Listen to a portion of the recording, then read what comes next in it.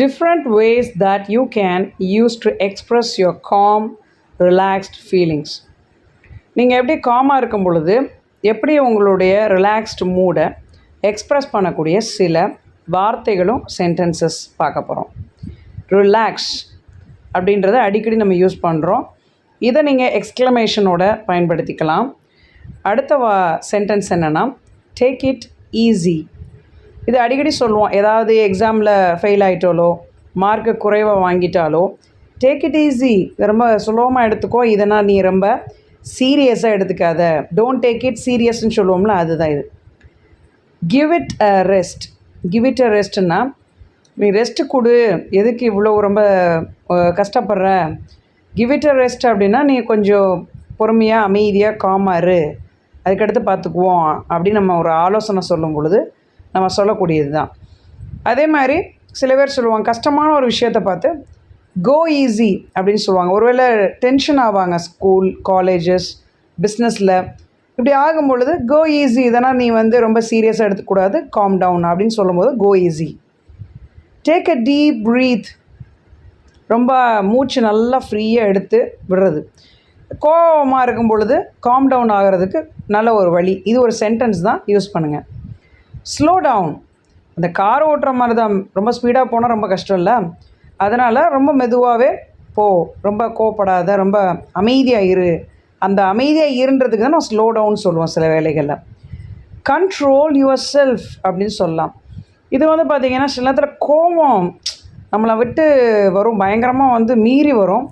அப்போ நம்ம பொறுமையார் com down அப்படின்னு சொல்கிறது பதிலாக கண்ட்ரோல் யுவர் செல்ஃப் அப்படின்னு சொல்லலாம். அந்த இடத்துல சில் அவுட், ரொம்ப வேலை, ரொம்ப எக்ஸாஸ்டடான நிலை, அப்படியே டயர்டாகிட்டீங்க, அப்படியே தலைனா சுற்றுது, அந்த அளவுக்கு வேலை காலையிலேருந்து, அப்போ சில் அவுட் அப்படின்ற சொல்ல, அதுவும் அமைதி பெறுவது அந்த நிலை.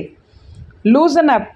லூசன் அப் அப்படின்றது ஒரு ஃப்ரீயாக விடுறது, அதாவது மைண்டை ஃப்ரீயாக வருது. இப்போ நிறைய பேர் பார்த்திங்கன்னா இந்த எக்ஸசைஸ் பண்ணும்போது சொல்லுவாங்க லூசன் அப், கால் கையெல்லாம் ஃப்ரீயாக விட்டுட்டு நீங்கள் உட்காரணும், அப்போ தான் ஃப்ரீயாக பண்ண முடியும்னு சொல்லுவாங்க. Simmer down. சிம்மர் டவுன் அப்படின்றது அதுவுமே ரொம்ப மெதுவாக அமைதியாக இருக்கக்கூடிய சூழலை தான் குறிக்குது. அதே மாதிரி ஜஸ்ட் ட்ராப் இட்.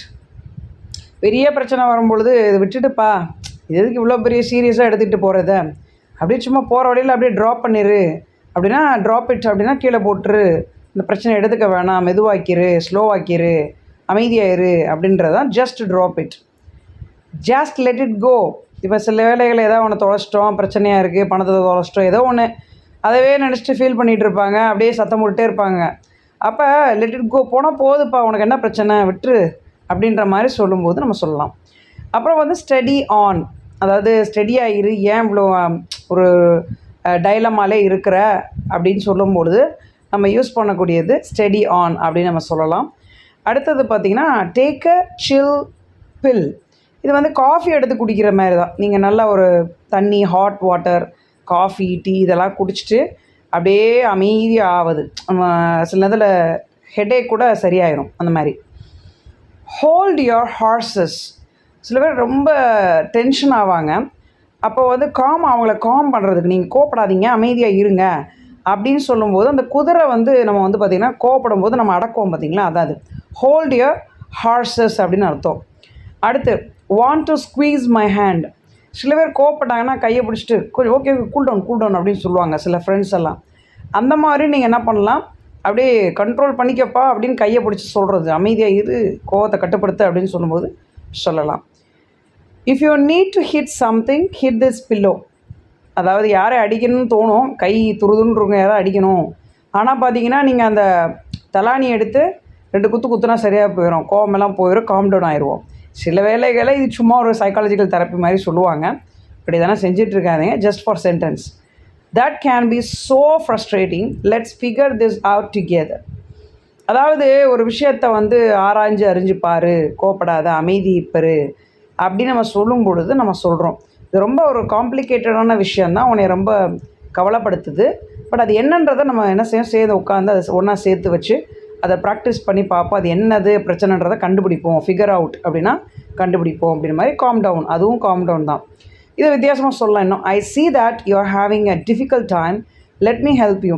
இப்போ யாராவது வந்து அமைதி பெறக்கூடாத ஒரு சூழ்நிலையில் இருக்கிறாங்கன்னா, நான் ஓகே உங்களோட பிரச்சனை எனக்கு புரியுது, நான் உங்களுக்கு முடிஞ்ச அளவுக்கு உதவி செய்கிறேன், நீங்கள் கவலைப்படாமல் மனதை தைரியப்படுத்திக்கங்க அப்படின்னு நம்ம ஒரு ரொம்ப சப்போர்ட்டிவாக பேசும் பொழுது அந்த காம் டவுன் அப்படின்றதுக்கு பதிலாக இவ்வளோ பெரிய ஒரு ஃப்ரேஸை யூஸ் பண்ணுறது ரொம்ப நல்லது. இந்த மாதிரி நீங்கள் நிறைய விஷயங்கள் ஒரே வார்த்தையை பலவிதமாக சொல்கிறதுக்கு நம்மளோட சேனலை லைக் பண்ணுங்கள், ஷேர் பண்ணுங்கள், காமெண்ட் பண்ணுங்கள். அண்ட் நம்மளுடைய சேனலை நீங்கள் சப்ஸ்கிரைப் பண்ணிக்கங்க. பக்கத்தில் ஒரு குட்டியாக ஒரு பெல் ஐக்கானை ஹிட் பண்ணிக்கங்க. அப்போ தான் அடுத்த வீடியோட நோட்டிஃபிகேஷன்ஸ் உங்களுடைய ஃபோனுக்கு ஆட்டோமேட்டிக்கலி வரும். தேங்க்யூ.